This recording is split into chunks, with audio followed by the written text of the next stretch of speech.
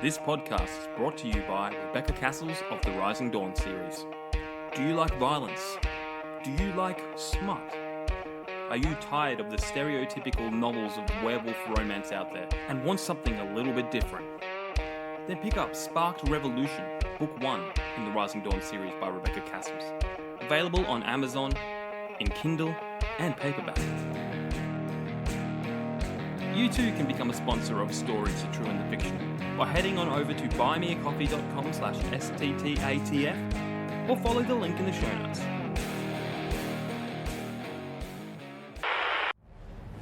What happens when the most charismatic, well-spoken, and mysterious leader in history gets elected president, but hides one jaw-dropping secret?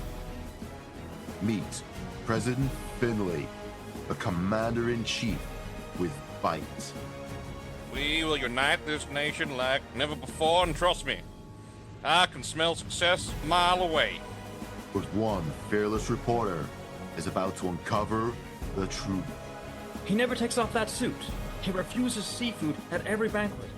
And did you see those teeth? He's not human. He's a shark. A nation in shock. A president in deep water. And one reporter swimming against the tide. You should have stayed out of my waters. From the studio that brought you Dolphin Justice and Octopus Prime, it's the political thriller that will leave you gasping for air. Sharp in the Oval Office. In theaters this Friday. Don't miss the movie that proves the truth always bites. Rated PG-13. No sharks were harmed in the making of this film. What an absolute film. A legendary film. And I think something that I think Hollywood should steer into. Basically making movies about animals being people, and then and only one person can see that it's not an actual person. Yes. And it's a journalist. It's always a journalist. It always has to be like a plucky journalist. No, it has to be a young plucky journalist who's like pushing against the narrative, and he's like, "Don't you see? He's a shark. Yeah. Don't you get it? Yeah. Look at our policies." Yeah. I mean, we've had enough of the Sharknadoes and the shark everything Yeah. in the water. Let's bring them to the land. Let's bring them to the land. Yeah. And make the shark the president of the United. And you could bring in so many others. You could bring in a killer whale. That'd be pretty cool. Because it even plays into, because look, like one of my favorite shows is Resident Alien, and it's like that. Like 1 in a million people can see through his genetic disguise, and he's in a town of like less than 2,000 people, and there's one kid happens to be there and can see right through it. Yeah. Like, and let's not forget the greatest video game of all time, Octodad. Octodad. Octodad. Nobody suspects a thing. Hello, welcome everyone to the stories, the true and sometimes maybe the fictional. I'm of course Chris Puck. I'm here joined by writer extraordinaire and teller of the greatest love story ever written, Jamie in his hand. How are you going, sir? Yes, that's actually my biopic, but we'll get to that later. I'm going well. You've been writing something that I think is interesting. You finally got your encore story up and running. How is that going? And are we through the first draft, or where are we sitting at the moment in your story? Just past 9,000 words. It's still very short though. Then as a yeah, well, because I wanted to be a novel, and most novels are like minimum 70,000 words, so it might be a little bit shorter. I mean, I read War of the Worlds last year, and that was only like 40,000 words or something. So look, I know you can make you can look. Yeah. It's like basically, from my understanding, a novella would be 30,000, and so or 20,000. Like, so if you want to cross that bridge into quote unquote novel, you'll need like the 40,000-ish words. Well, yeah, like I've mapped it all out. I've got a series of events, but I keep coming up with more ideas. I'm like, ooh, that could, like, and I've got a whole spreadsheet that's like, when I revise this chapter, I need to do this and I need to do that to, make it more creative. But I'm also working on a short film for it too. to give people a visual of what it might look like. Interesting. And so, what is there a timeline on this release, or is this something, or is it more of a when I can get around to finishing it kind of scenario? Well, at my current trajectory, it's moving pretty quickly, so I'm going to say this year sometime. It will definitely be out. Now, let's talk about the elephant in the room. With writing and Hmm. all things creative. Are you using AI to assist your work? Um, wisely. And what I mean by wisely is, are you using it like as you should be using AI for writing? Is basically using it, giving it your character's profile, then every now and then just using it to ask a scenario, saying, "Does this scenario make sense to the character's actual like personality?" That way, you can help guide you instead of making dumb decisions as a writer, like other writers seem to be doing. Anyway, No, no, no. okay. I no, I use AI. I will say I use AI. Mhm. For mostly grammar and spelling.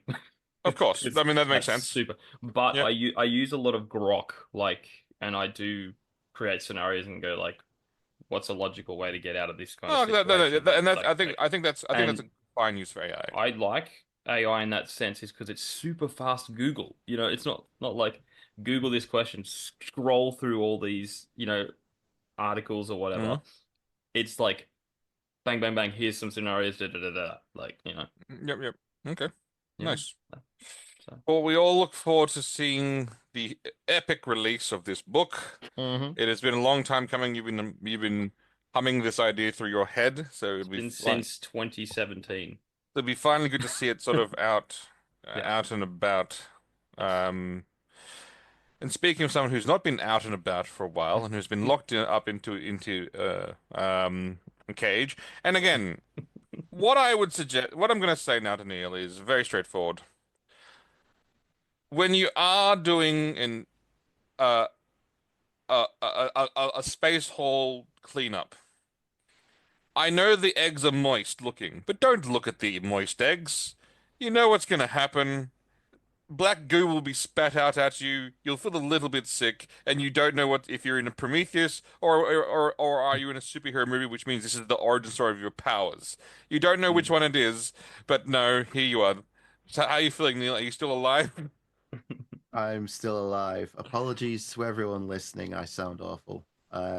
Everyone's been down with a sickness, um, but I'm here. I'm You're not sure if here. it's called a sickness. It's just called being British. Although, I really don't like. Wow, you went We there. we all we all feel quite sick at the moment.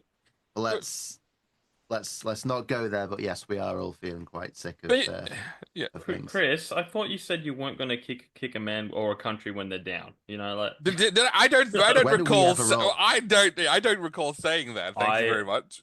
I have a sound bite Okay, from okay. you. Look. Okay, okay. Let me just say this again. I've said this before, but I'll say it again.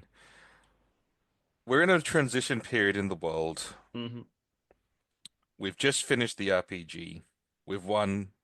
We've just fought God, and and we're in a glow of warm fuzzy feelings. And in the spirit of those warm fuzzy feelings, yes, Jamie, correct. I will once again reaffirm that I will no longer kick Britain anymore. Hmm. From this very starting point, from 3, 2, 1. There we go.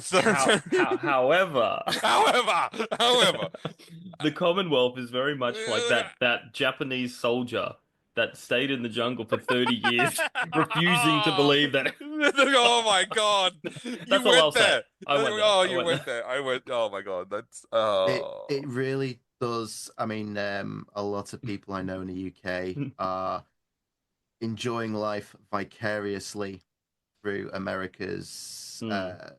constant wins over the last few oh. days. Yeah. Other countries are, common sense is starting to rear its head. It's just in the UK we are being left behind. We are Yeah. in the dirt. I mean, I saw just the other day that the three-letter abbreviations, the JFK, RFK, and Mm-hmm. MLK junior Mm-hmm. files are all to be Yep. They're all coming. I declassified. cannot wait. The stupid thing is, at this point, I mean, we've gone past conspiracy theories just being spoiler alerts for 6 months' Yeah. time. Mm-hmm. And now when it comes out that JFK was assassinated by elements of the US government, everyone will nod and go, that sounds They'll about be right. like, yeah, yeah, because he Yeah, wasn't government, evil and murderous. Yep, we knew. because JFK was not happy with a certain three-letter agency, which I won't name because I'm pretty sure they still have reach around the world. But they start with a C and end in an IA, and yeah, and then because of their many failed attempts at assassination of a foreign leader, that that's their specialty is country Yeah. disruption, and they couldn't do it in their own backyard. I mean, yeah, it's and so did they I don't know. I can't wait to find out. Did they do it like legit, or did they just like point someone crazy at them and like, yeah, here you just go, like, here you go, like, I don't want to see. I want to see what happens. Yeah. That's good. Yeah, that's nuts. Did you Uh, see when he signs the executive order and they've got it all on camera and there's a big mm, black folders and he goes, the last one is this one, yep. the RFK, JFK, MLK files. And he goes, oh, that's a big one. He signs it and he says, "Say that to RFK Jr." Yep. Oh, That that's is so good. Yeah. Mic drop. oh, it's gonna be fun. What a fun So time. I've been enjoying that. My own personal politics aside, it's a lot better than what we've got at the moment. Mm-hmm. Um, but yeah, it's all Amazon's fault, despite it not being. But hey ho. So has anyone watched anything good? Um, I wanted to stay away from politics, but I started watching The Rookie. I got up to the season 3. It's a because season 3 came out in 2019. So we all know what happened in 2019. Uh, Although, honestly, yeah, but having said that, that show yeah, does still very good. Like that show yeah, does a pretty good job balancing. Like, yeah. I was very impressed because he goes to ethics class and everyone's like defund the police, and they're actually doing both sides of the argument. yeah, they're saying I'm like, going if like, you defund us, we can't be there to help you when you get stabbed, yeah, shot, and yeah, robbed. It's like, oh and my God, what a crazy idea! Like, yeah, crazy coincidence. It's and like, yeah, and I love Nathan Fillion, and he's really good in it. He's really strong in this series. Um, I think it's one of his Has best Nathan works. Fillion ever not been strong in anything he's been in, no, that's a good point. apart from maybe Saving Private Ryan?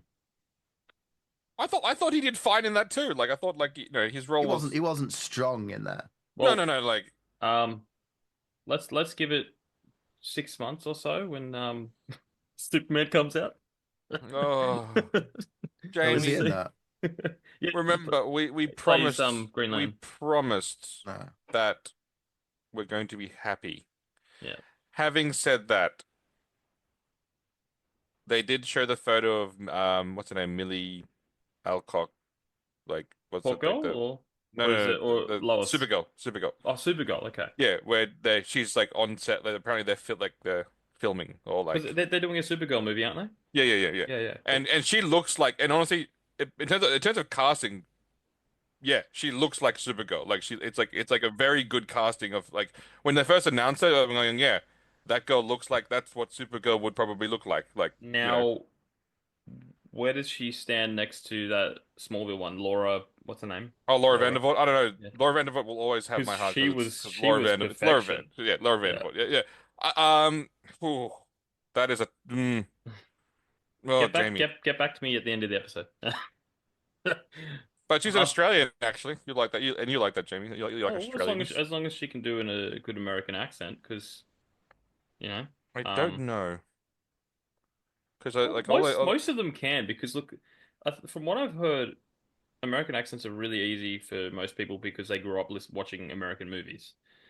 Oh, okay. But when an American tries to do an Australian accent, it's just like it's very, you know. Yeah. I honestly think it's easier to do a British accent than an Australian accent. I like British accent. Who doesn't like a British accent? Yes. There are But many that's to not like. No, like not maybe not the real British accents, but I like the movie British accents. The two The two accents. accents we know, the northern one and the southern one, like the ones that are in all the Nice. movies. Posh and Dick Van Dyke from Mary Yeah. Poppins. Yes, yes, those Yeah. two. Yeah. Yeah. So like Michael Caine and Hugh Grant. Mm. They're the two accents that we have, right? Yeah, yeah. So I've put in the chat a picture of this is an artist rendition where the artist Oh, basically wow. drew her in the Superman costume, or Supergirl costume, and you look at it and go like, yeah, that's what you would, yeah, and then that's what James Gunn took. That's her on the chair, like hair, like looking going like you look like Supergirl. Am I going like now? I guess the only question I have on the Supergirl is obviously the costume. It's going Hmm. to be very like what what kind of costume is he going to lean into given the era of the costume it looks like for he's going with he'll probably go with the classic Yeah. the classic like blue shirt and dress Yeah. look motif. Now, um I but, feel but like would he go with the more modern take, which is the better take, which is the crop top and then tiny miniskirt, which everyone probably not. enjoys? Look, Probably not. well, considering he's going for comic accuracy in everything, it Hmm. probably would be. But I feel now that I'm thinking about it, this might be better than the Superman movie.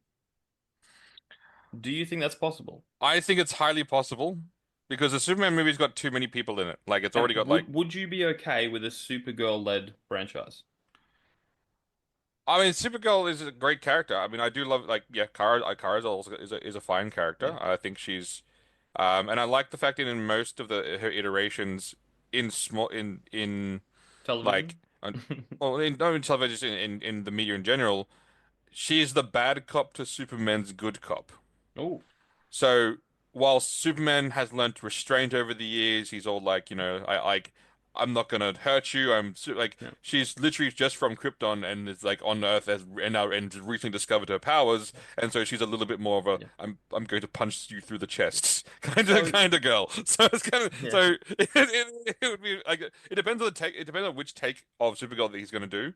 yeah, Um, because I do want it like I know I do want it to be she's arrived and she's looking for baby Kal-El mm, and like yeah. not knowing that he's now like A 30 man. and he's Yeah, not older than now he's like yeah 19-year-old Kara arriving on Earth looking for baby Kal-El not realizing he's now 30 years old and older than her. Like I think yeah. I always And like that How does that storyline work? because.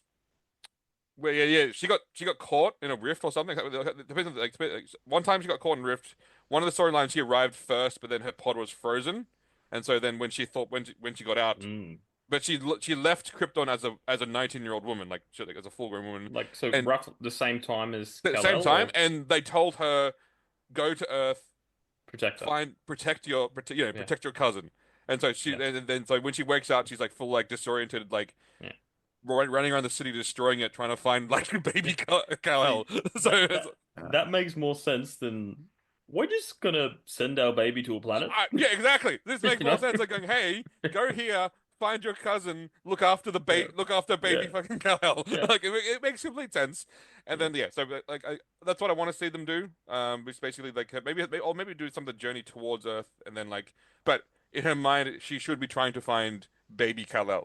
yeah, Like it should be that should be where she thinks yeah. that is like yeah. And yeah, like I said, look, we all know James Gunn is very, very comic book accurate to Now, annoyingly so. now So are they going to do the true comic book accuracy, where in the '60s they get married? um Hollywood's and culture's on a different trajectory now, Chris. I Ba-bum, don't bum, think bum, so. bum, bum, bum, bum. Hey, Krypton is the Alabama of the sky. Alabama. I mean, having said that, if you wanted to preserve the Kryptonian heritage, it's kind of the only like that's kind of the only option Well, there. if you want to do the Noah's Ark parallel, you know. Yeah, exactly. Anyway, but having said that, that comic book story was a short-lived story. I don't think they repeated it fairly regularly, All like right, yeah, for yeah. obvious reasons. Obvious reasons, yeah. First cousins is a little bit dicey. Yeah, Actually, it really depends on the country. Like, because in Japan, that's like, yeah, whatever. yeah. Actually, in most of Asia, it's all like, yeah, all right. Well, it depends how desperate a population is for, regrowth. Well, yeah, there's well You know. with crypto. Well, I mean, really, it also really depends on Krypton because it's like going, oh my God, I'm the last of my kind, except for that guy. and that guy, and that city, and the Yeah. And at the same time, look, and all the people inside the look, city. I was like, okay, the whole thing. I can't believe we're going down this conversation, but the whole thing about incest is like, it's a degradation. the thing about it, It's a degradation of like, like genes and stuff like that. yeah, yeah, yeah. So But Superman and Supergirl have perfect genes, right? yeah, yeah. So what I'm From saying is, and from because a they've been, scientific standpoint, and they're on Earth, which means any abnormalities, the yellow sun would basically burn that out of their system to make, and they would still, it yes, would be a perfect chart. Okay, look, you know, science. science. I'm sold now. I want this storyline to happen. Come on, James Gunn, make this, do it. Be bold, sir. Be bold. Like Neil's this. Neil's face says it all.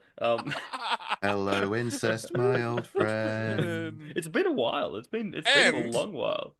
do we know that she could do incest? Yes, because she played a Targaryen in House of Dragons, where she did actually make out with her like brother or cousin. No, brother. Yeah, brother. Anyway, so we know Family movie, yeah, different. but I'm just saying she's done the acting. Would you be okay with a 1940s 50s style where it's heavily implied but nothing's Oh no, no, look again. This is for an audience of like generally speaking a PG-13.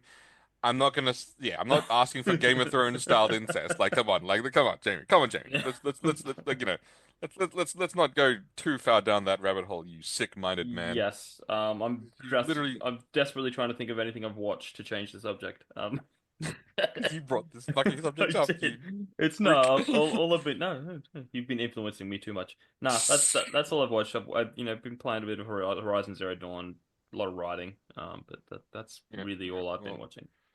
I haven't been watching anything as well, because I've basically just decided that ChatGPT is a better movie writer than movies, and so I've actually just been creating stories and Crazy. having it and basically having it write chapter by chapter or scene by scene what I wanted to do. And what I've realized is it's also a better writer than current writers in Hollywood in terms of how it like Yeah, well, that's not hard. I know, but I mean that's it's a sad reality that I can just sit there for hours crafting a story that is, then when you read it back you go like that's better than anything I've seen recently from Mm. people in the and I can see why now the writers union and all that people were saying like oh we don't want AI in Hollywood so yeah because like why because it will take your job exactly yeah Yeah. but I mean having You said don't that if want competition. you don't want competition no why do you want competition But at the uh same time, you need people to feed the algorithm. So well no again even with me sitting there writing it scene by scene, I've given it the character profiles, I've yeah, given it the world setting, I've told it what the lore is.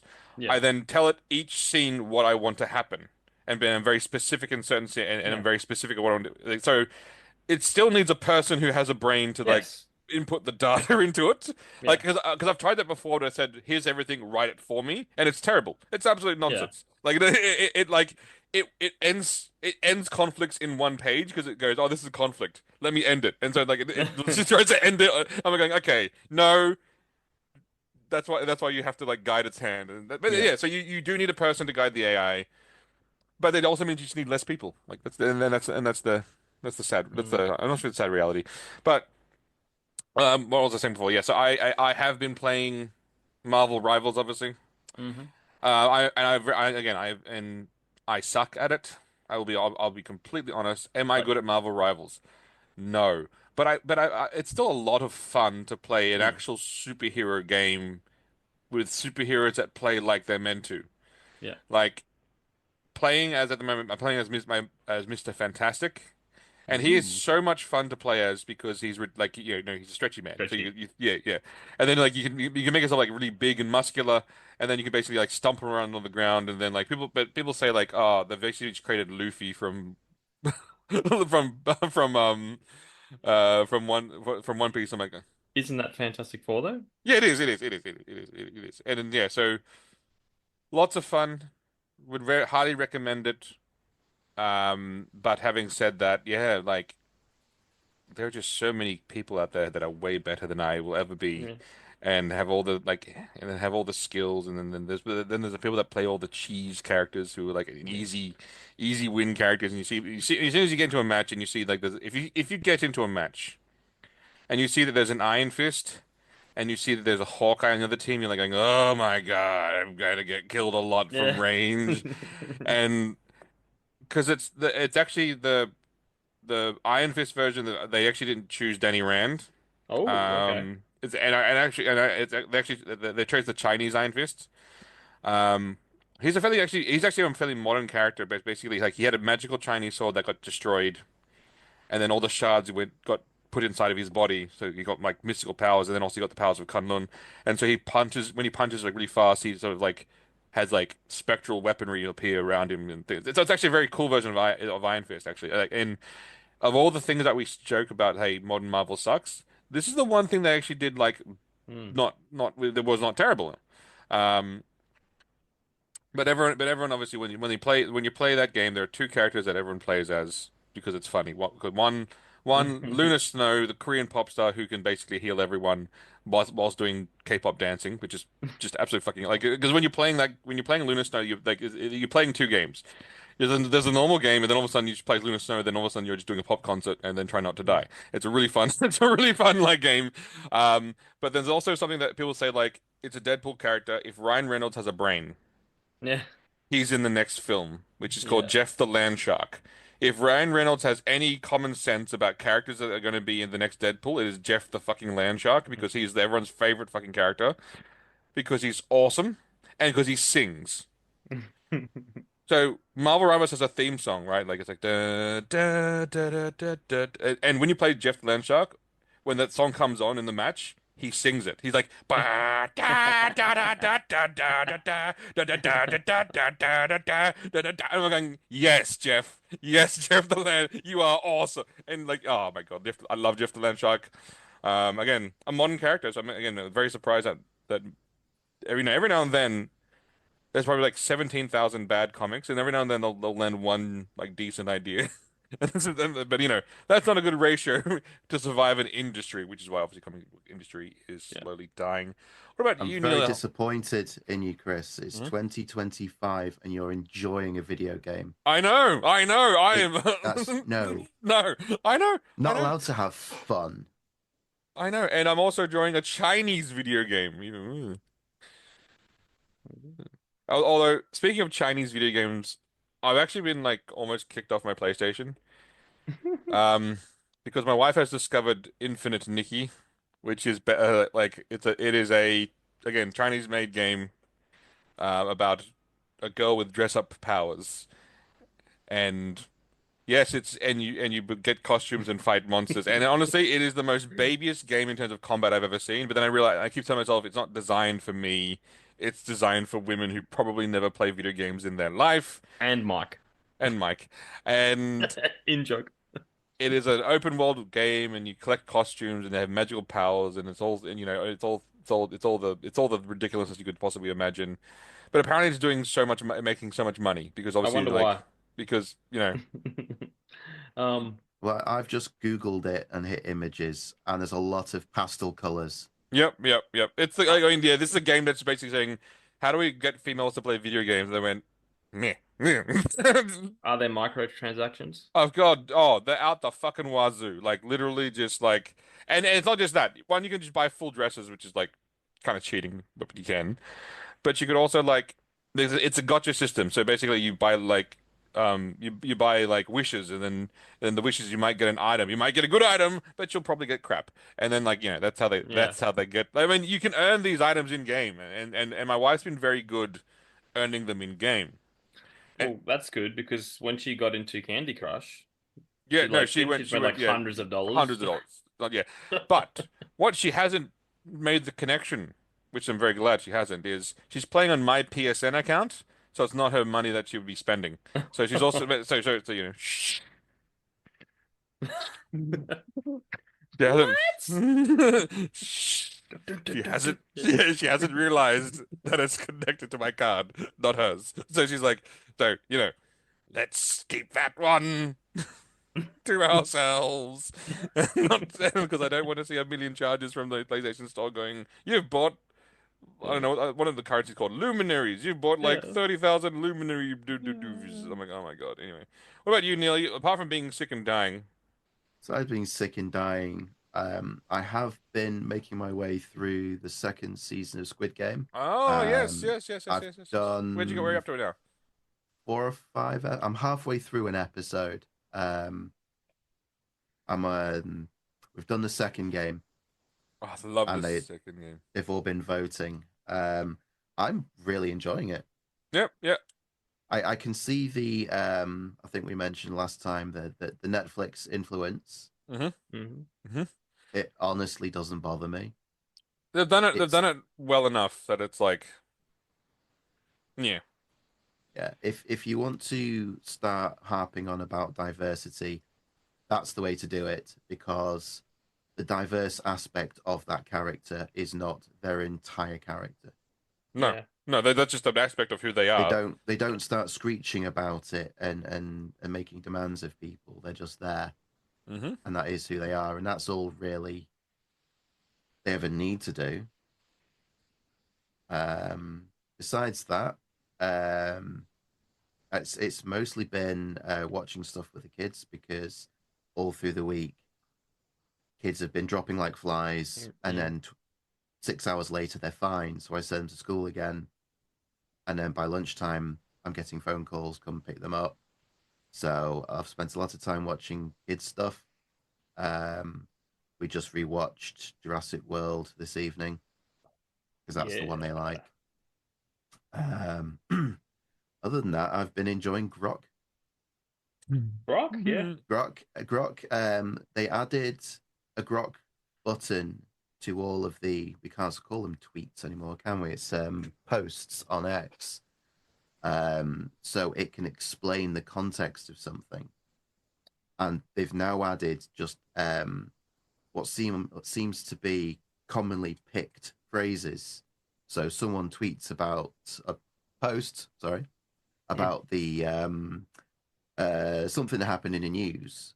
Yeah. And underneath there will be a little grok button that says, "What are the political ramifications of this?" Oh, interesting. Or what is the potential backlash from this? So what's it say And when about Elon Musk lifting his hand in a certain way? I've not seen anything come up there. Um, Yeah. I I I I get that a lot of people are saying that it's because he was, from my heart to all of you. Oh Yeah. no, better not do that in the UK. Yeah. From my heart to all of you, it was done in a rather vigorous manner, Yeah. rather reminiscent of a But certain ancient empire yeah. that overextended itself and Yeah. imploded. Yeah. And Um, I heard an interesting commentary saying, well, he does have Asperger's, which means he's not doesn't think about sociable situations. Like it's like it doesn't compute with him. He doesn't think about how that would look to other people. Like that's just how his brain works, you know? yeah, So I genuinely, given everything he's been saying over recent years, especially since his buyout of Twitter and its conversion to X, mm. I don't think he has 1930s German politics at heart. No. I genuinely think that he didn't think. And I mean, straight after it happened, the screenshots were all coming online and people going, Elon, no. Yeah. But then rapidly came a whole bunch of screenshots of US Everyone else Democrats doing it. also Yeah. doing it. Now the only difference there is catching AOC mid-heil because she was waving to someone is a little bit different from full-on hand to chest and straight out in a line. I'm not going to do it because I will get screenshotted. Yes. That's the that was Roman. awkward. It is the Roman salute well before anything else. Like, come on, that's the Roman salute. Yes, and certain shapes were also more like friendship windmills before the they're 1930s. still used in Buddhism. I know. Yeah. Like, if you go to South Korea, my homeland, you can still buy Buddhist charms that are in a certain shape, Yeah. and it's still completely acceptable to wear those charms. Do I have some? Yes. Do I wear them out in Australia? No. Did you know? I don't know No, if no, you no, saw no. this. Because it's inverted, right? It's opposite direction. So let's say Yeah. I'm wearing it around my neck, okay? And it's the right way. But going, oh yeah, Buddhist. what if it flips around? People are like, ah, Nazi! It's like, no! It flipped. It turned by itself. It was accidental. It's this way. It's like, oh no, Buddhist. Okay, all good. Yeah. Like, Yeah. But I don't know if you saw, Neil, but like our news channel, yeah, I don't know if it was ABC or Channel 10 or whatever. They blurred out Elon Musk's hand gesture on the news, so you couldn't. Yeah. wow. So the Australians are going, hey, Elon did something. We don't know what, but apparently it was really bad. Only the Australians that watch the news Yeah. and don't have access to the internet. Yeah. Well, Oh, they did this whole thing where they said that Trump's inauguration was the least viewed inauguration because they went through all the legacy news channels Yeah. and all the numbers were super low. Meanwhile, the numbers on streaming and through the roof, on live streams on YouTube, on Rumble, on X, were all through the roof. Yeah. Guys, it's not that he's not popular. The election proved that. It's proving that you're dying. You're dying, exactly. I miss the days of journalism. Like, actual proper, like, journalists that You mean went like and did. like James O'Keefe? But I wonder, and I've now come to the conclusion that my view on journalism and journalists were skewed by movies where, of course, the journalist was this heroic person that stood against the entire tide, to get the truth out. I'm going like, but in reality, no, he would just be like, he'd go to his boss, boss would be like going, "We're sponsored by Pfizer. Shut the fuck up." Okay, let's be honest, like that's what, like it's sad, but I think there was some mistakes made, and look, I'm not blaming them. I think there was some mistakes made making the internet free. I believe that I truly believe that caused basically standards to drop, people wanting to get clicks, and then an entire because of ad revenue, entire different type of internet formed around that, and then that sort of killed journalists. Mm. Do I think that it would be better now if the internet was always paid and then those sites were always paid and so then they had to be like reputable? I will say no because again we see what happened to the New York Times and Guardian and other paid websites. They're still just as stupid. But like maybe it would have stemmed the tide a little bit. We'll just look at the games journalists that were saying that the new Dragon Age, it was totally going to make up sales and all of the haters don't know what they're talking about.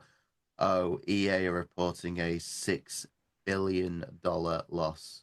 And they didn't even give you the true Dragon Age numbers. They said like people they used a weird term. They said 1.5 million like impressions or 1.55 million like users playing it. They didn't even say sales because from what people are speculating is they're counting return game copies, and they're There's counting also a lot of free copies they gave out with GPUs. They're counting free copies, and they're also counting the people who played on like other like Game Passes and things. So they're sort of like building that to what. But having said, if that's true, which I strongly believe it is, because when a company says they made sales, they normally will say we have sold X number of copies shipped through to users, and then you go cool, thank. They use a very weird term, which is always suspicious.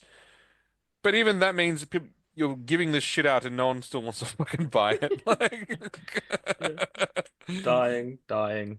You see, I was actually excited about Inquisition when they first, sorry, not Inquisition, Valgar when they first announced. I was like, cool, I love Dragon Age, and then I saw it and went, no, I will not be spending my money on this. And now that I hear more about it, I'm like, I'm glad I didn't spend my money on it. While we're on video games, do you remember an old game called Jurassic Park 2 on the PS1, Chris? No. Where you got to play as a compy and you got to play as. Oh yes. Did you ever finish it? No. Well, then you're gonna love this. There's a secret ending that I found with Jeff Goldblum. Because they obviously nabbed him on the set of Jurassic Park to film this.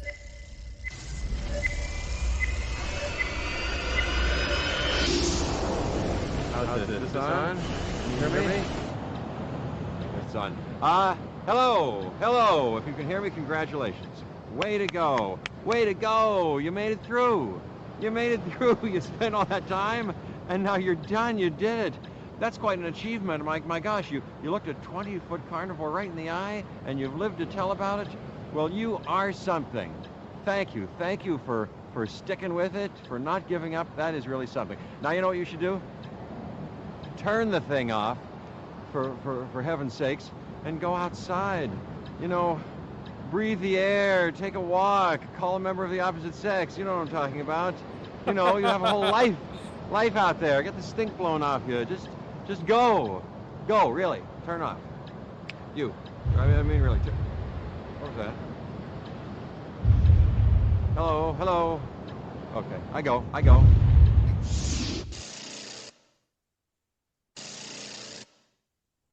Yeah. I was really Ian Malcolm saying touch grass. Yeah. Yeah. I miss video games where they used to have real live actors doing things. Again, Yeah. like we've all seen online, Tim Curry's incredible performance in Red Alert. Yeah, and Gina Carano. Gina Carano, like literally, like Yeah. all these crazy actors. Like that, honestly, that's my favorite Red Alert game, to be honest. Because because they went like, is this script dumb? Yes. Is this concept stupid? Of course. Are these women hot? Yes. Let's go. Let's just go. Let us just cheese this up to the point where you go like, Tim Curry, how much did they pay you, Tim Curry? Like, what was the cost of this? It'd be interesting to know, you know. But honestly, having said that, he still looked like he was having a lot of fun. Like, it looked like because you know. Well, video games were pretty on the rise up then. Like, going next level. So people obviously because now this day and age, you get a lot of great actors jumping in all these new games. Yeah, but that's because they're in the new games. In the mid to late 90s, full motion video sequences were big, and literally like those video files took up a big portion of the disc because you only had 650 or 700 meg discs. Jedi Knight 2, or Dark Forces 2 Jedi Knight, because they then switched the entire series to being the Jedi Knight series that had full motion video. And it was only recently I found out the guy that played Kyle Katarn in the live action sequences, I think he's off making wine or something. Okay. Just moved away and just doesn't have anything to do with it anymore. Nice. The Command and Conquer games really stand out because not just Red Alert. I mean, you had the late great James Earl Jones was the general of the GDI. Yep. Michael Biehn, Trisha Helfer. I remember. Yes. Like you had just so many awesome people playing these absolute bonkers characters. Tanya in the Red Alert series was played by a different actress every time. Yes, because it was whoever the hottest model was at the time, or that they could get. They were like going, "Ha ha, you're Tanya." Because Tanya was a great character. Like she was like so bullshit. Because like every time you played Tanya, you're generally doing a solo mission by herself. So she had to basically have enough skill to basically kill every soldier that came near her. And also destroy tanks. And so she was like the most bullshit like character because when a tank comes, you can just throw a grenade at it and like destroy the tank. And so like you go to the campaign against these Soviet tanks with their double-barreled cannons, and they'll just rip you apart. And then it's like you send a Tanya, it's like go with guns in a crop top, throw a grenade, and it's like anyway. I digress. I got another thing to show you because it popped up and it's just about it's Sonic the Hedgehog, how it's beaten the Lion King. Do you know what this is, Neil? Help me. This ends now.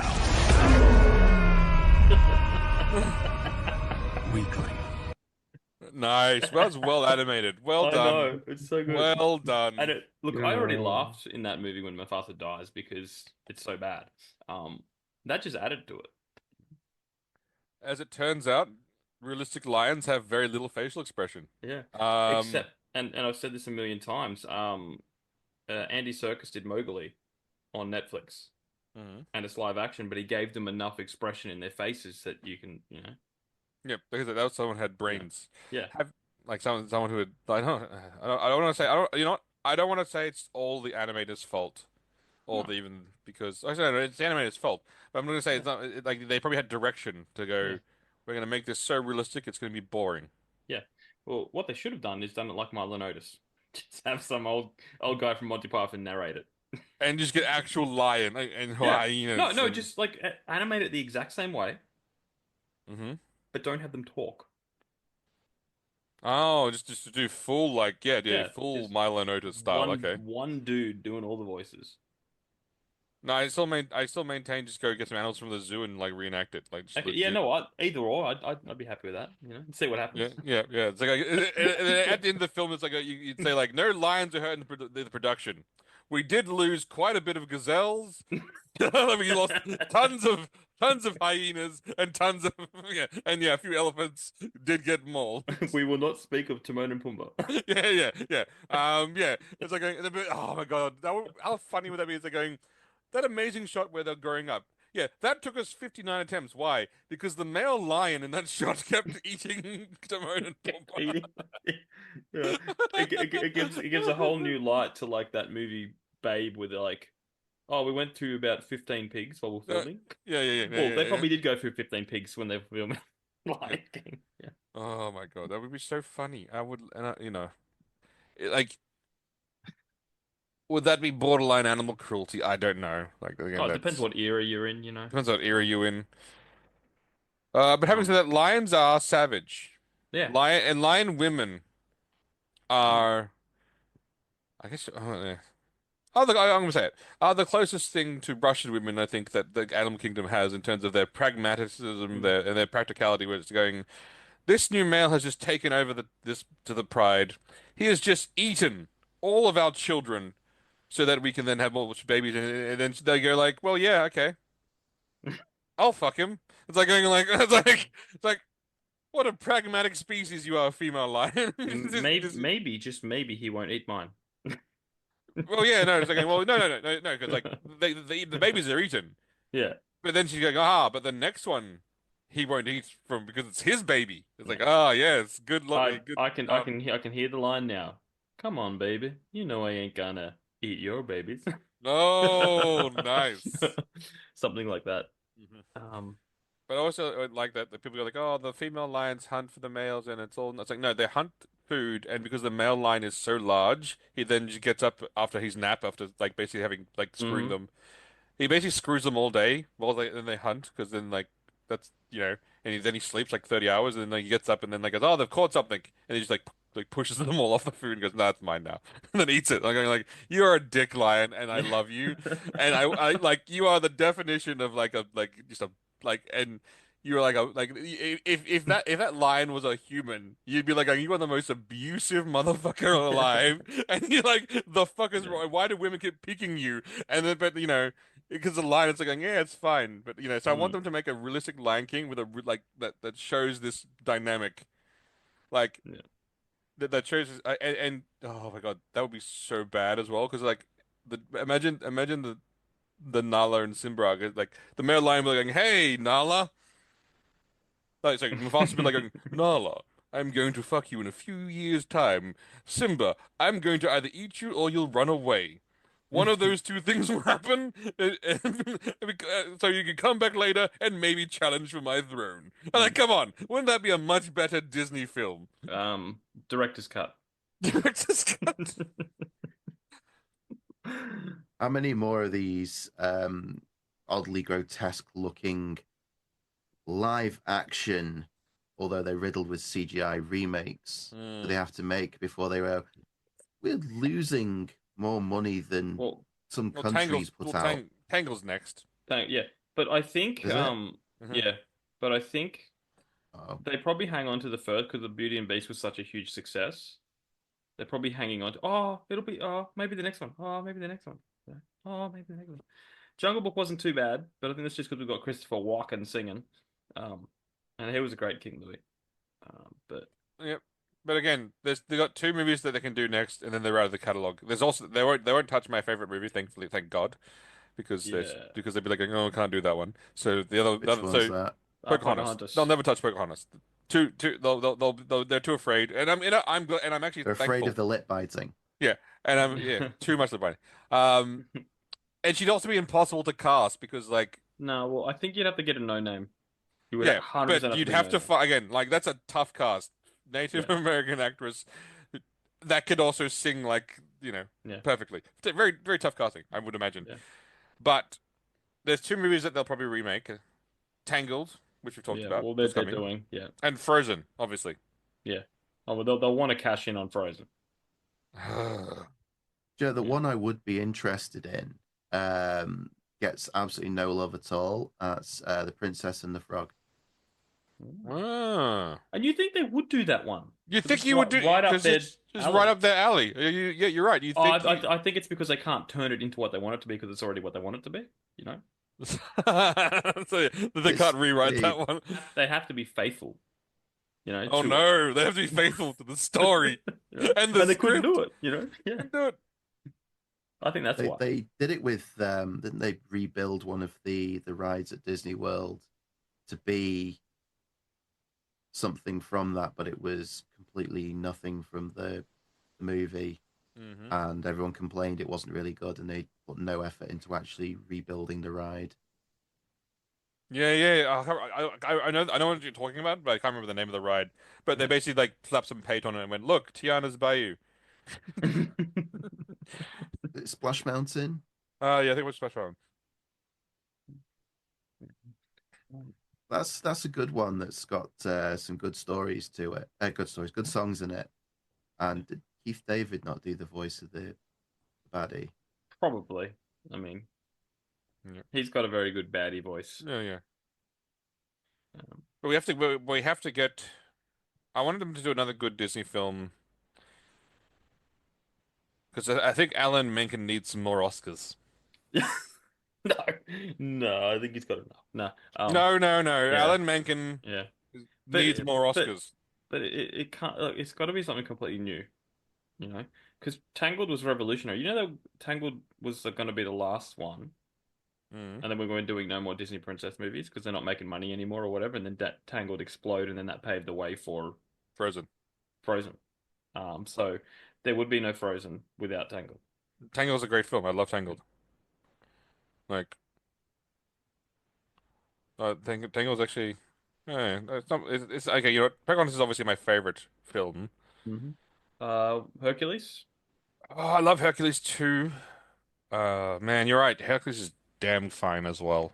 But you know they're going to butcher that one.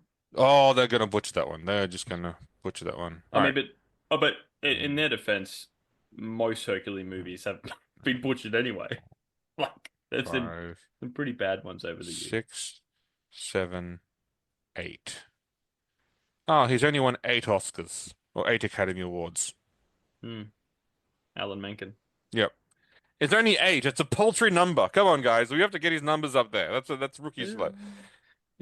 Well, I'm surprised he just didn't stop at 4 and just do the Daniel Day-Lewis. No, 4's enough. Mm.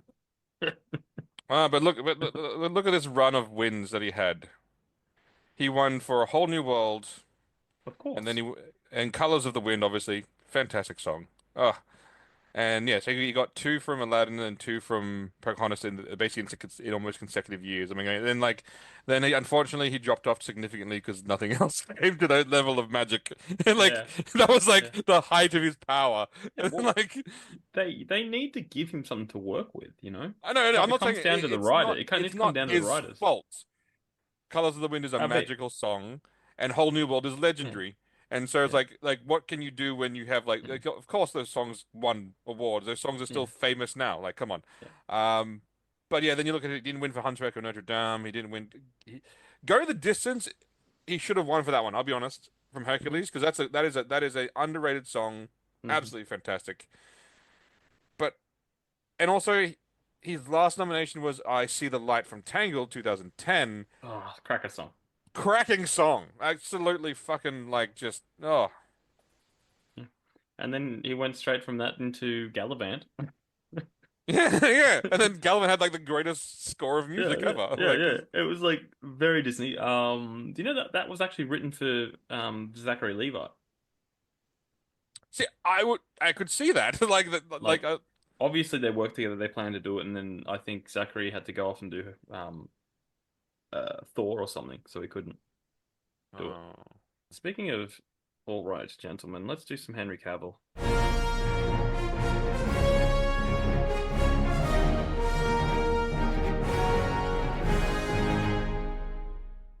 Henry Cavill stands up whenever a lady walks into a room, and he's been consistent with that all the way through. I made 2 movies with him, Things could get a little messy. Gus March Phillips. and I'm in a room with him all the time when I'm making those movies, and you have never failed to stand up when a lady walks in the room. There you go. Henry Cavill, the gentleman. Wow. I can see him doing that. Yeah, like literally, it's almost he was like raised very well. I know, it's almost like he was taught some manners. And as they say in one of the most awesome movies of all time, manners maketh the man. Ah, Gosh, they're love good that, movies. love that movie. They're so good, those movies. Even the prequel was good. I've only seen the first one. You haven't? You You ever haven't? seen the I've second only one? I haven't seen the second one or the prequel. Second one's good. Prequel's Second good. Prequel's okay. Like, was it the best thing in the prequel? No. Was it cool? Yes. You didn't like seeing a dancing Rasputin? Oh no. That was awesome. That was awesome. And like that was just fucking sensational. Yeah. But Neil's interested. I am glad they did. Curious. I'm glad they did sort of leave Eggsy's story in a high. Yeah. Like they didn't like. Yeah. Having said that, he's an action star that ended up with the woman, which means the next film she'll have to die. I don't make the rules. I do not make the rules of action hero. I don't make the Yes. rules, but I do know Well, them. Yeah. My Or kidnapping. my kids have asked if one of my kids saw a clip from the film. I think it came up on when you go onto Netflix or Yeah, whatever, yeah. and it starts auto playing a bit of the film. Yep. And oh, Daddy, can I watch that? And I just remember the like a Swedish princess or something. Oh, at the yes, end yes, makes yes. a particular offer, and I Yeah. thought, no, you cannot watch this. No, but I thought the series of No. exploding heads would be a turn off enough, like kids. Well, I think it's good that they watch that film to learn that people who are in power can fulfill promises, and I think that's a very important lesson to say that she made an offer, he fulfilled the task, and she didn't rescind the offer and say no, you know what, I'm not going to do what I promised on my campaign. She followed through, and I think it's respectable, absolutely respectable. Yes. All right, let's jump into our topic. We have a topic. Presidential topic, Chris. Oh, Do you like presidential things, Chris? I love all things presidential. Well, Particularly when it's a ridiculous action film involving some kind of president. Yes, well, we're talking fictional presidents, not real presidents. Fictional presidents. So that means, I'm sorry, Abraham Lincoln Vampire Hunter is off. Whoa, whoa, the table. whoa. Oh, because it was a real. I maintain that was the most accurate movie that year of the two. Of the two Abraham presidents. Lincoln Of movies the that came two, out. yeah, you're right. Not the Oscar-winning, not the Oscar-winning one. No. Yeah. So let's go around. Who are some of your favorites, Chris? We all know who the best one is, but like We all, you know. again, yeah. I don't want to then just start and be like the best one. Yeah. Because we all know the best one. Yes, and we'll get to that. I do have a wonderful article for Neil from Screen Rant that we can. But there are some good Dabble that, ones, you know. and I do want to mention some of the good ones. One, Yes. Jack Nicholson, Mars Attacks. Even when he's trying to like appease the Martians, he does this thing where he goes, "We could be one." He goes like Earth, and he holds up his giant hand. And then he goes like, "And Mars," and he's like holds his little tiny fingers like as one. And I'm like, yes, you are definitely a U.S. president. I can see that happening. Another one that I thought did a very, very good job. Look, it's obvious. Harrison Ford. Get off Yeah. my plane. Yeah. Where's my Air Force One. family? James Yes, Marshall. Yeah. James Marshall. And one that I don't think people are overly I forget that he was president, but who doesn't like a Morgan Freeman president? Yes, he's actually In any of a he's done a few times. Yeah, he's twice. Yeah. twice. And either way, in both times I'm like going, yep, Morgan Freeman president. That's the kind of man I want as as a president Yeah. with the voice, the whole Yes. like, oh like yeah, I'm the president and we shall. Yeah. Yes. Yeah. So those are some of my favorite presidents. Mm. There's a few TV ones that are good, but I can't like honestly I wasn't a big fan of like I wasn't a big fan of some of those shows, so I'm not gonna like, pretend I know all of the TV presidents. Let me mention one that we probably haven't thought of. Mm-hmm. President Henry Hayes from Stargate, SG-1. No, yes, that's a good Remember, president. That's a good president. that was a great episode when he when they're like, "Okay, you're the new president. We've got to tell you about a We gotta tell you, program." yeah, we gotta tell you about a program. Yeah, yeah. I think he was great. I like that actor anyway, so it was pretty cool. What about Michael Douglas? I wasn't a fan of the film because it wasn't really my kind of film. Yeah. No, Um, I haven't seen enough to The American President. It's basically like it's like a the American president. well no like he's a widowed US president running for re-election Oh, okay. and he falls in love with an environmental lobbyist, Okay. you know. But I mean that's not controversial because of course presidents fuck lobbyists. Like that's just what they do. Sorry, I'm just like going like where's the it was all like, "Oh, should they? Shouldn't they?" It's like going if the check's right, come on. Like she's lobbying the president. Yeah. They would have gone to him like in reality they'd be going, yeah, if he wants to fuck you, I mean, come on, if he gets Yeah. the bill through, like go nuts. Yeah. The other one I'll mention is Aaron Eckhart from Olympus Has Fallen. Oh yes. It was pretty good. That could be just me favoring that actor because I like that actor. But what did you think about 24? Yeah, David Palmer. David Palmer's on my shortlist. Is he? Yeah. Yep. Why? Why? Now, Chris, are you going like that because of the show and you don't like the show? I or don't is like it this. because- Look, yeah, no, look, okay, Yeah. look, yeah. I'm not gonna pretend I like the show Yeah. because the show is stupid. Yeah. Ugh, like I don't like the show at all. It's so dumb. Like that is the dumbest, stupidest show in the. It's like going, oh, this is a true 24 hours. Then why aren't they peeing? Well, Why are they not Chris, peeing or going to the toilet? Ad breaks. yeah, here's the thing. There are ad breaks. So you can watch the whole series of 24 and like I think it's 19 hours or something, or it's 20 hours.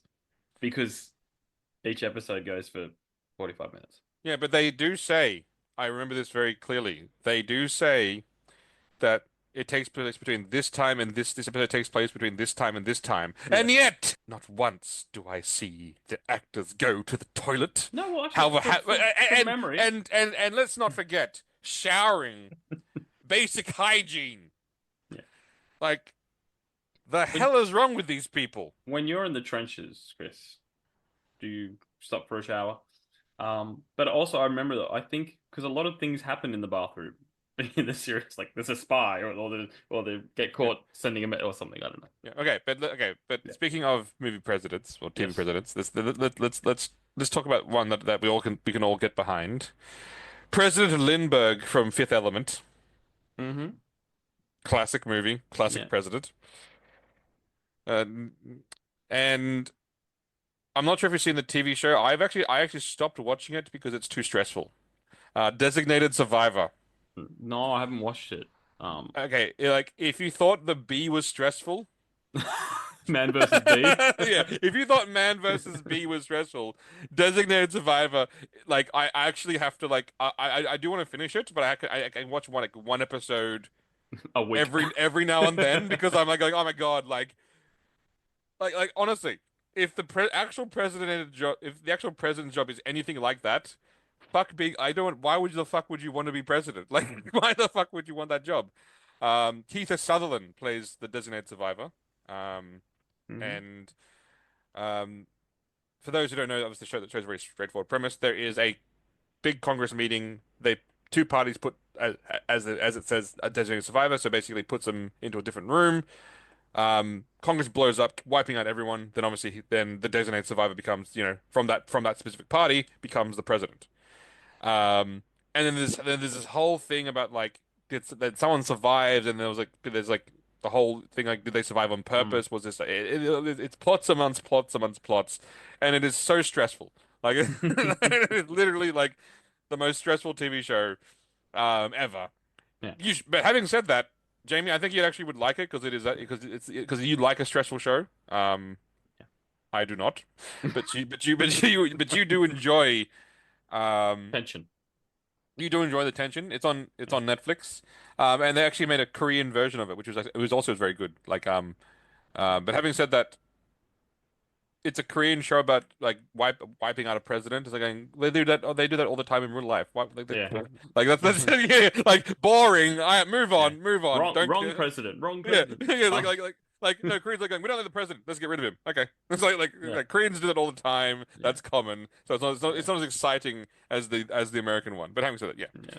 Another one that came up when I was looking, and I haven't seen this movie, but like Terry Crews in a movie called The Idiocracy. Oh my God! Yeah. If you've not seen Jamie, I've seen the clips. If you've not seen Idiocracy, you are missing out on one of the greatest, Dwayne well-made. Elizondo, Mountain Duke. Yeah, you're missing out on like the greatest show in the history of the universe, and quite possibly a glimpse into our fall as a society. So Yeah. It was written by Mike Judge, wasn't it? I can't remember. The creator behind Beavis and Butthead. Oh, Yeah, well, but that makes it is- sense then. It is, yeah. What about you, Neil? We'll let you do some talking. So I had a bit of a think, and my top three were going to be David Palmer from 24. Mhm. Only 3 seasons, because in the first season he was a presidential candidate, not the president. But I really like Dennis Hayes, but as an actor, I loved him in The Unit.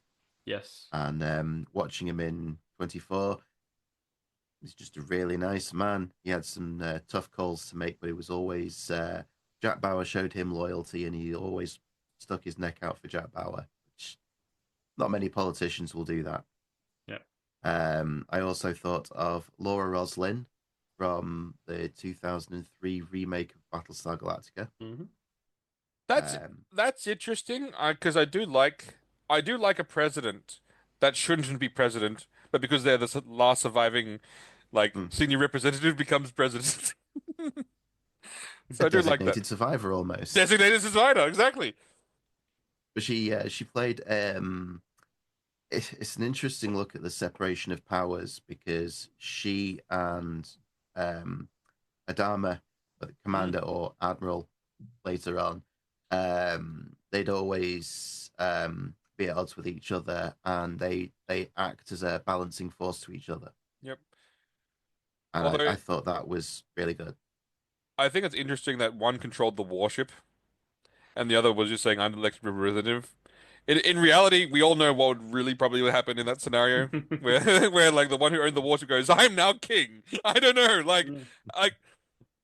I love Battlestar Galactica, but that's the one thing that I thought was a little bit unbelievable, that they held society together as long as they did. Like before one of the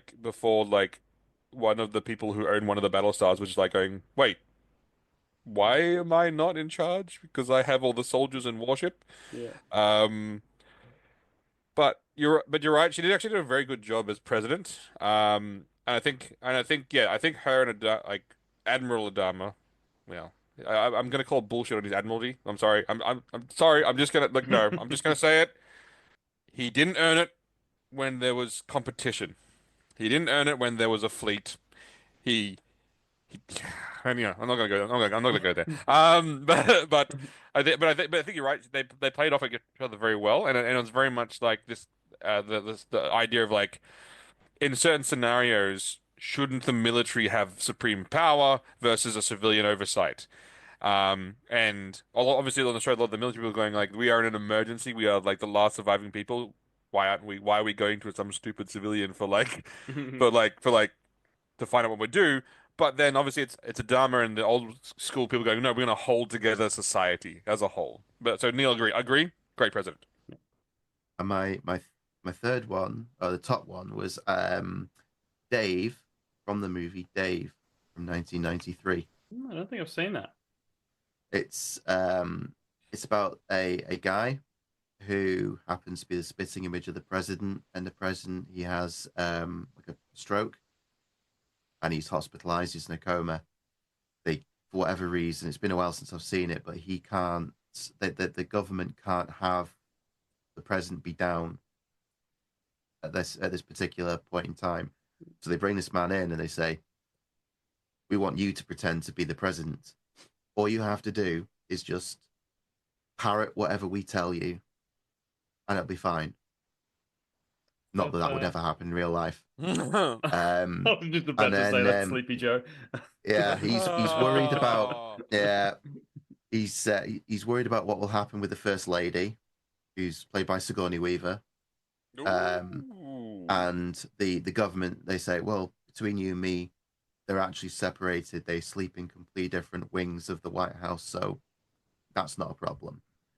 So he comes along and he starts parroting things, and then his conscience takes over, and he starts actually dictating policy based on the morals of an everyman. It's everyone's dream of, if I was in charge of the government, I would do things properly. And there's a moment. I mean, I'd say anyone watch the film. I really enjoyed it.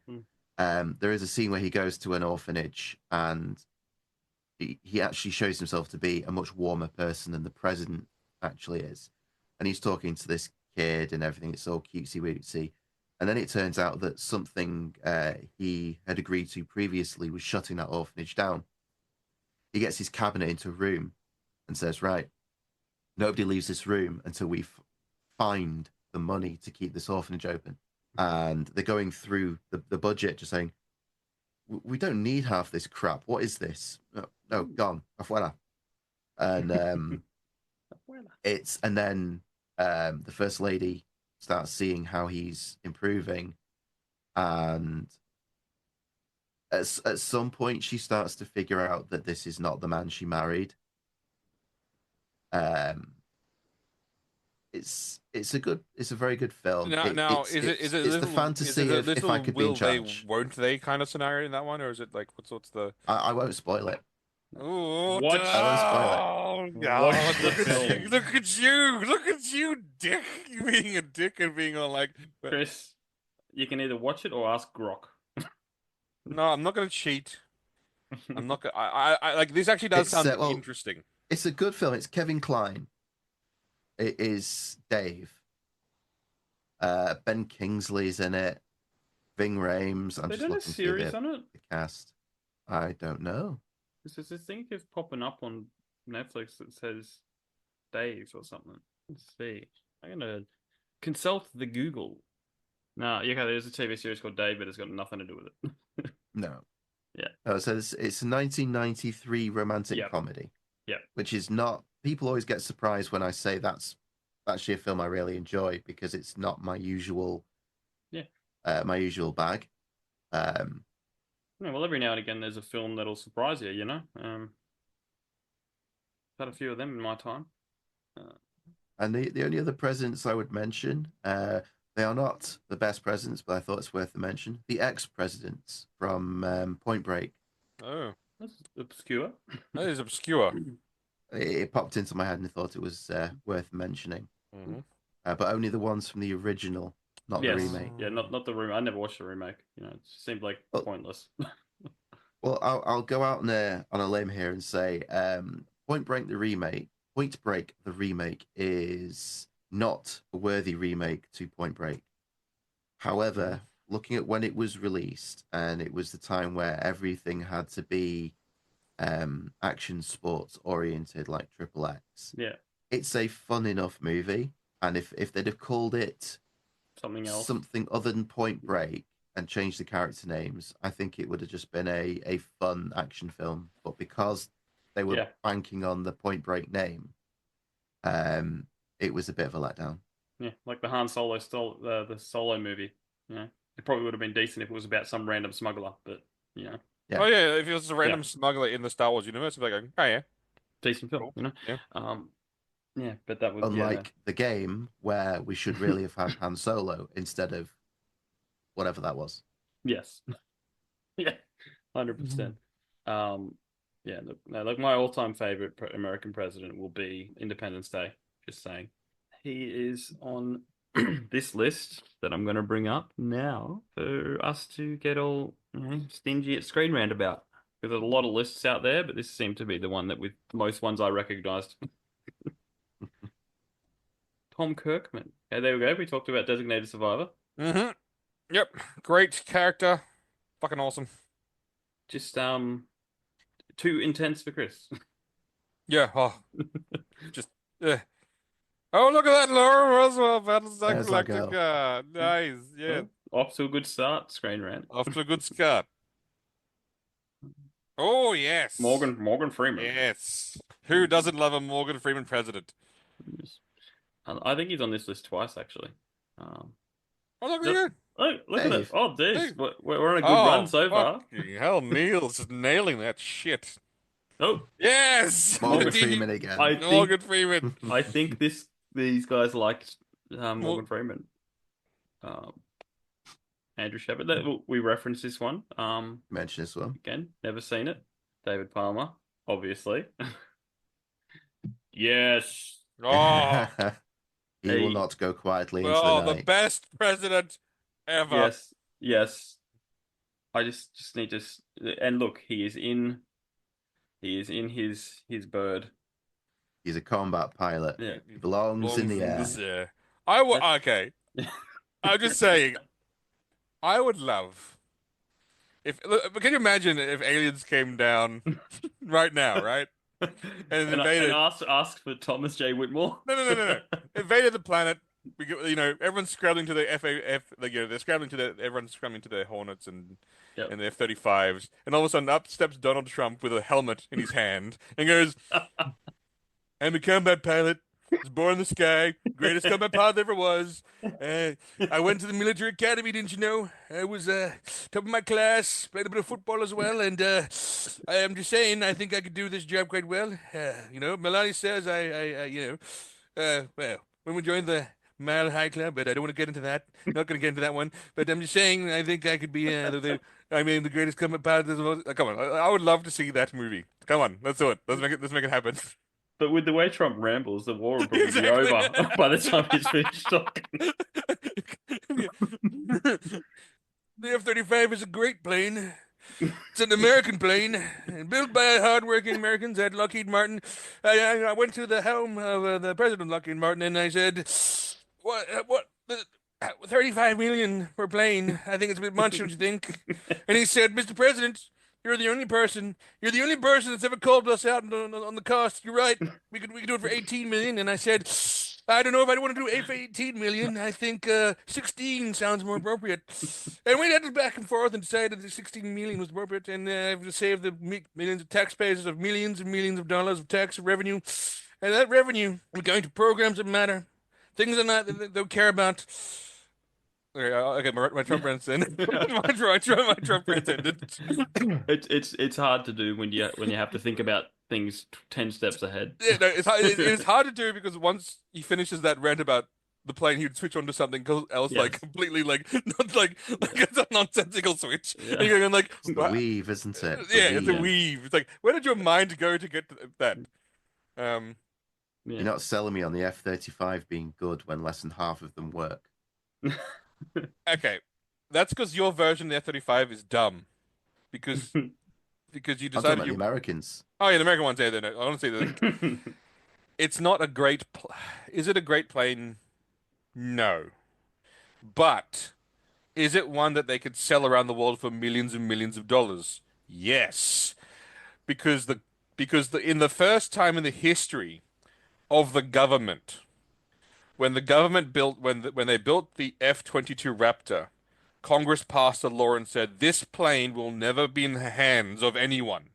There is not a single country that will get access to the technology, to get access to the know-how. We will not sell this to our allies because they realized how dangerous a weapon it was, and it's the first time and ever that Congress passed on money because they were genuinely afraid of going like, "Oh my God, this thing basically rules the sky. We can't give this to anyone." And so then they built the F-35 as like but we can make a sell version. Like we can make a version we can sell.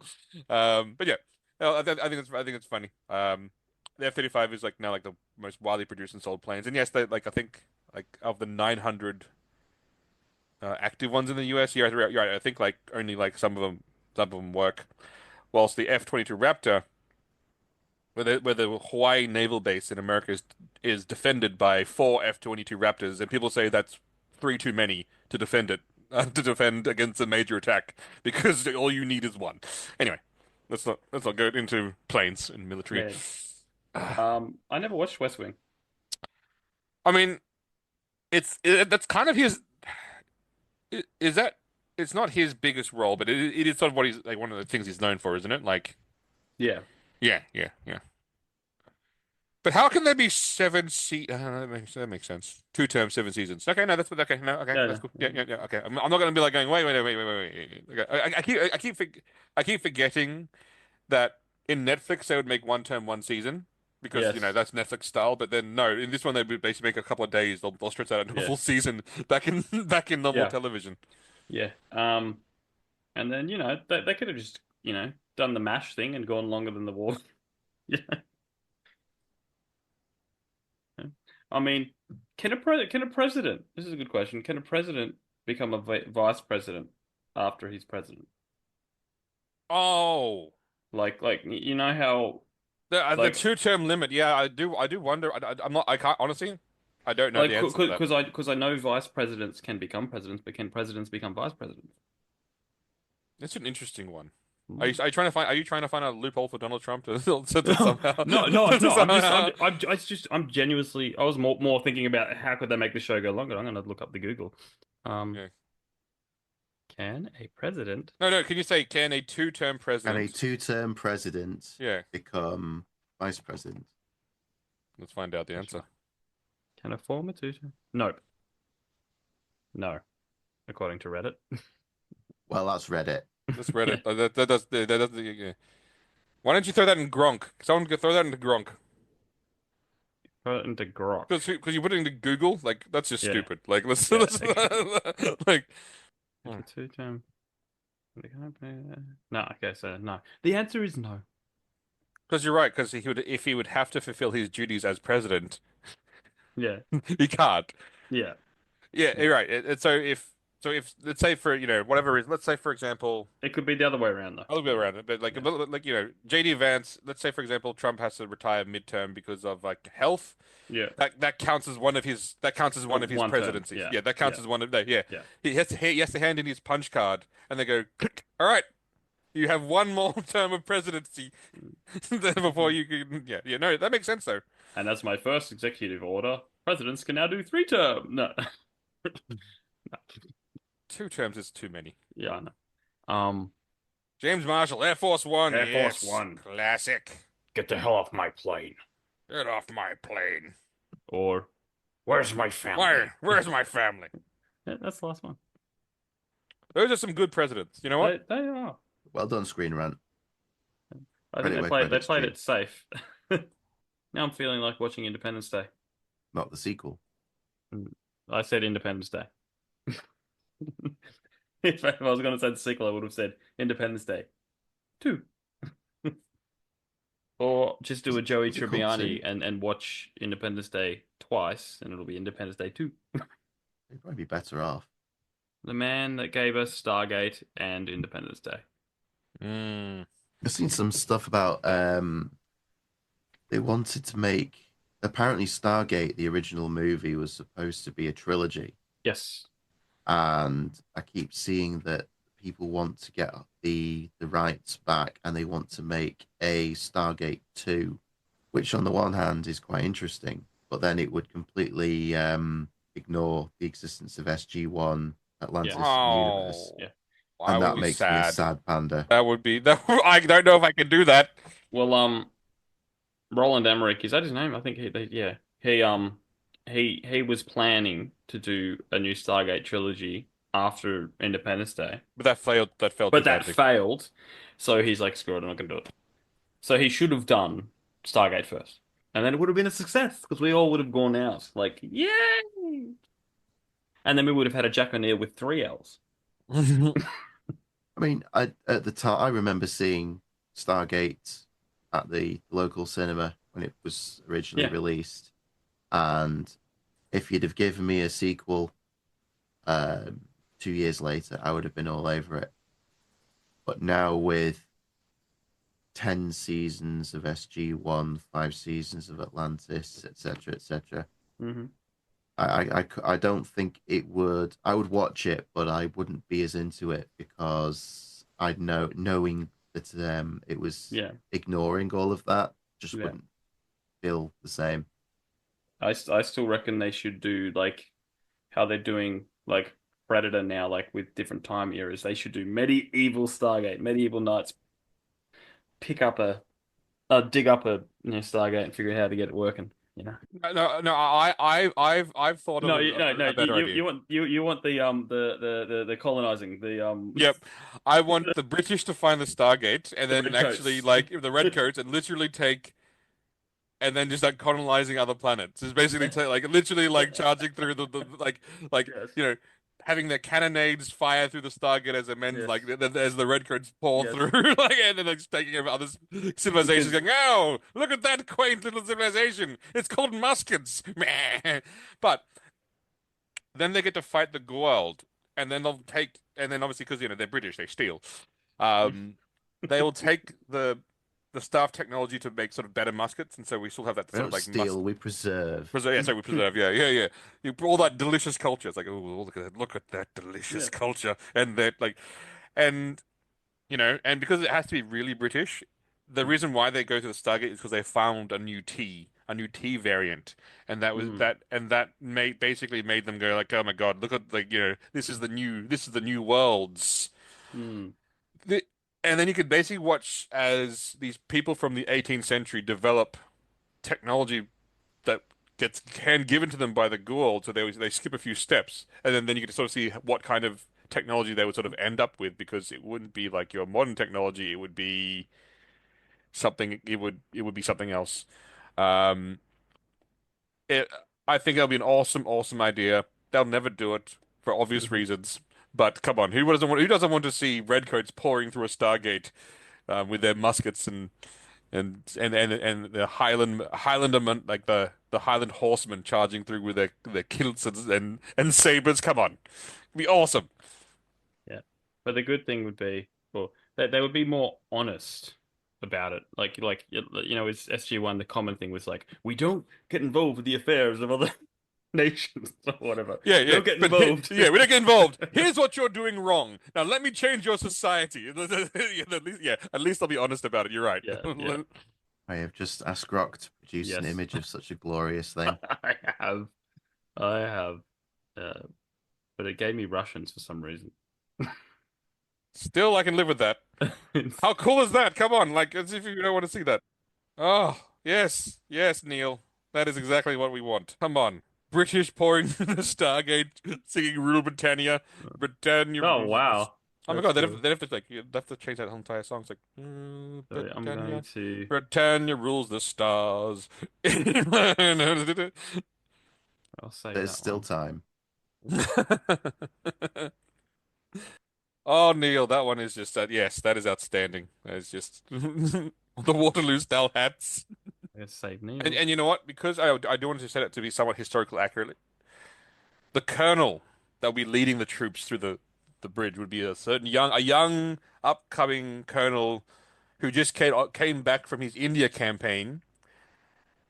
A certain Arthur Wellesley, which we all know who he becomes eventually.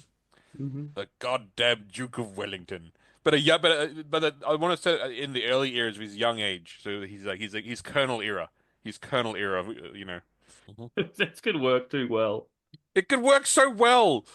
Because can you not imagine once they get the staff weapons and they'll turn those into like muskets of their own, like Oh, they'd like work as muskets, you know? yeah, and then obviously like they'll put a bayonet on the end of it. Like, can you imagine? Okay, Jamie, like Yes, I can. like the Goa'uld there with all their guns, and then you hear like basically like you hear like this the British person like make ready, fix bayonets, bayonets. Charge! And they charge on the hill and like come on. Yep. Like it would be so sick. I can't even imagine. Like you know what? I'm actually mad that it doesn't exist. Like it actually makes me mad that I don't get to see like some amazing fight scenes because like because it still tells the story of human ingenuity because to fight the Goa'uld, they would have to adapt weaponry very quickly. Yes. Like they would have to basically going like, oh shit, we're losing quite significantly with our muskets. How do we get better weaponry? And maybe in this story they could take the Goa'uld's tea and throw it in the harbor. No, Jamie. No, Jamie. They're going to go to the home worlds and they're going to get the symbiotes and they're going to boss and harbor those symbiotes. Mm-hmm. But then you could also do like, a cool story in the same universe where the Stargate's found in America, and then the American gets invaded by the Goa'uld, and then America has to then fight like the guerrilla warfare style fight against the Goa'uld in their home territory with their muskets and basically we're gonna make the Patriot, but them fighting Goa'uld. Like, come on! Like, it just the idea is just right itself. I don't understand why this is not a thing. Yes. Hi guys, well, thank you for listening. Reach out to thetrueandthefictional@gmail.com. Check out our sponsors, Rebecca Cassells, Martin Kearns. And we hope you have a presidential time. I don't know. I've got no final thought. I couldn't think of anything. Maybe I'll just play the president's speech from Independence Day. You should. You should. Great speech. So you can hear that? Yes. Morning.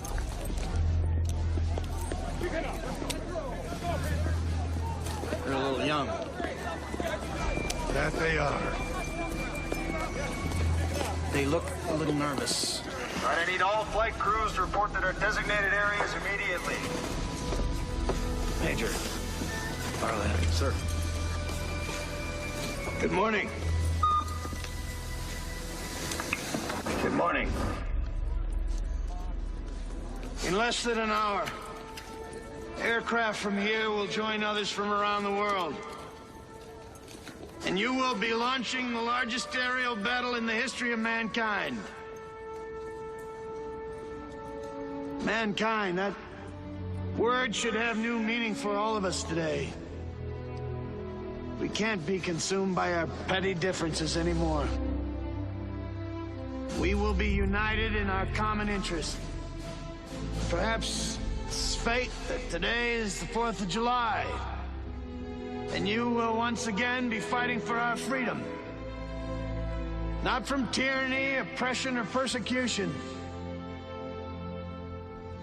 but from annihilation. We're fighting for our right to live, to exist. And should we win the day, the 4th of July will no longer be known as an American holiday, but as the day when the world declared in one voice, we will not go quietly into the night. We will not vanish without a fight. We're going to live on. We're going to survive. Today, we celebrate our Independence Day.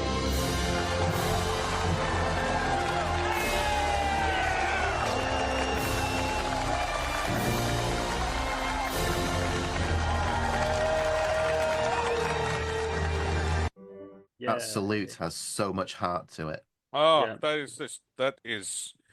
That's when America knew how to make a goddamn film. Yeah. That's when they knew how they knew that like what we were like. I'm just saying, did you notice the diversity? Yeah. There was genuine diversity because in a world event like this, everyone comes together. and it wasn't forced. You know. And on that note of diversity, I'm just gonna say it. The 90s and 80s films are way more diverse than the ones now. So I'm just gonna fucking say it. Just gonna, don't care. They were. And they weren't even trying. They weren't even trying. Some of my again, look at the sitcoms. Look at the sitcom roster. Like some of the best sitcoms were African American sitcoms. Like, I'm sorry, like, where are they now? Where are those amazing shows now? With all your fancy diversity? Where all your fancy diversity? With all your little fancy diversity? Look at that! You think you would have made a new French? A little bit French, and you would have made a story about a bit more diverse characters with rich story backgrounds. All right, have you signed off yet? No, have we finished? Okay, we're still recording. We're still recording. Okay, I was just wondering, like, going. No. Diversity is important. I've always believed that diversity is a key cornerstone. But when I was young, I loved Brandy, great actress, got a good show. The Wayne brothers got a good show. Everyone back then had good shows. And I was sitting next day to my son Baron. And I said, Baron, where are all the good shows? And Baron, and he's told me that he also misses all the good time shows. One of the key things that we want to do when I become president again is make sure that we bring back good shows, good television, great television. Apprentice, oh my God, so many years I did the Apprentice show, and I tell you, when I showed that show, we made an absolute fortune, and I watched it, and I watched them fail, and I'm going, how could you fail? It's such an easy show. It's an easy concept. Donald, why did they fail? Yeah, I'll go.